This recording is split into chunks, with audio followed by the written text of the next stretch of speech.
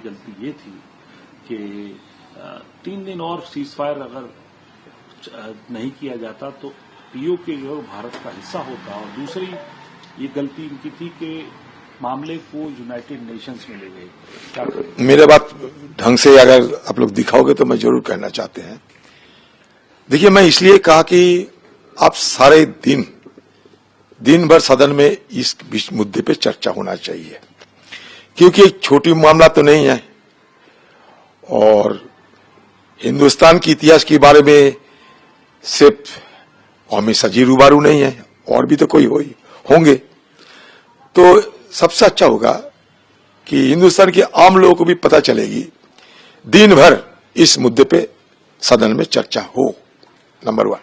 Number 2, मान लीजिए नेहरू ने गलती की, जैसे कि अमित शाह जी ने और सारे बीजेपी पार्टी ने दशकों से शिकायत दर्ज करते रहे, यही है ना बात।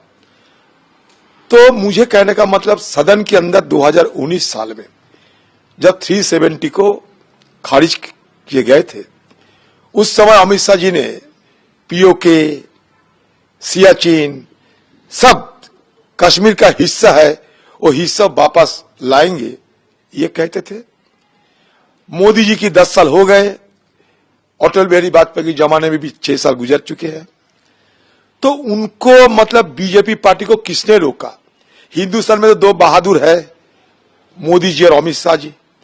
तीन दोनों बहादुर को किसने रोका कि भाई पीओके तुम अपने कब्जे में लाया करो? कम से कम पीओके से एक सेब भी तो लाके दिखाओ कि हां हमने करके दिखाए।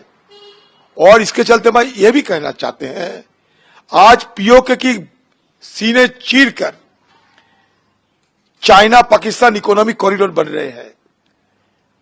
तो ये चाइना इकोनॉमिक कॉरिडोर जब पीओके के चीर कर बन रहे हैं, तो मोदी जी अमित शाह भी क्यों म्यू म्यू कर रहे हैं, क्यों चुप्पी साधे हैं?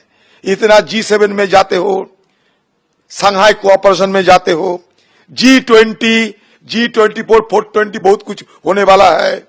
तो किसने रोका इन लोगों को कि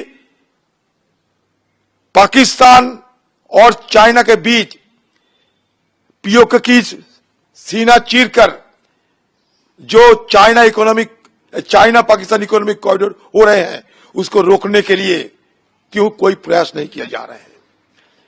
पीओके छीन के तुम लाके दिखाओ कि जो कांग्रेस ने नहीं कर पाए वो हम करके दिखाए हैं। एक सेब तो कम से कम लाया करो पीओके से। यहां बड़ी बड़ी बहादुरी करते हैं। जब लद्दाख में अतिक्रमण हो चुके हैं, गलवान की घटना सबको जानकारी है, तो हमारे प्रधानमंत्री क्या कह रहे थे?